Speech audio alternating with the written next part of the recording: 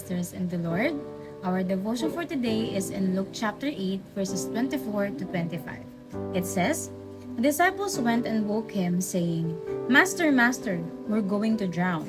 He got up and rebuked the wind and the raging waters. The storm subsided, and all was calm. 'Where is your faith?' he asked his disciples. In fear and amazement, they asked one another, 'Who is this? He commands even the winds and the water, and they obey him.'" So for the context of this passage or these verses, Jesus and his humanity was displayed on these passages. After a long day of teaching, healing, and traveling from town to town, he must have felt tired and sleepy in his physical form.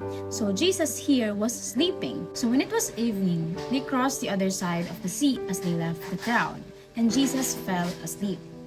When Jesus was sleeping there was a great storm. It wasn't just a storm, it was a great storm. The Sea of Galilee is below sea level and is prone for violent waves and storms in the sea. You can say that the sea was angry. This is the very reason why the disciples were afraid. They didn't know what to do because the storm was very strong and that they couldn't do anything about it. But during the great storm, Jesus was sleeping in the midst of the great storm. They woke Jesus up and he rebuked the wind and made it to be still. What happened to the wind? The wind ceased and the storm calmed. The authority of Jesus over nature was displayed. What can we learn from these verses? According to Exodus chapter 14, verse 14, it says there that the Lord will fight for you. You only need to be still. The storm in these verses represents our battles in life.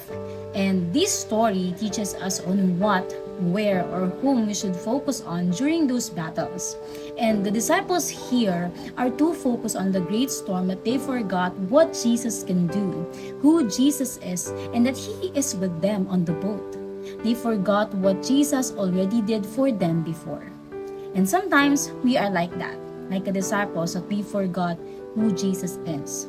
We know that Jesus is in our boat, but we tend to forget what He already did before. So whenever we face such great storms in life, do we remember what Jesus can do? Do we remember what He already did, whatever storms may come?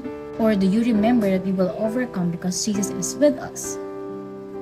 If we know that Jesus is with us, what He can do, let's put our faith in Him.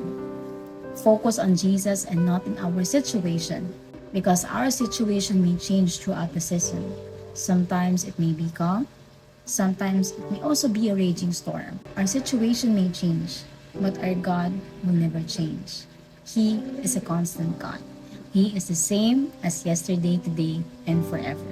He is always the God of the seas, the God of nature, and the God of all things. So, kapatid, the boat is sinking, the storm is raging. Put your faith in Jesus Christ. God bless us all.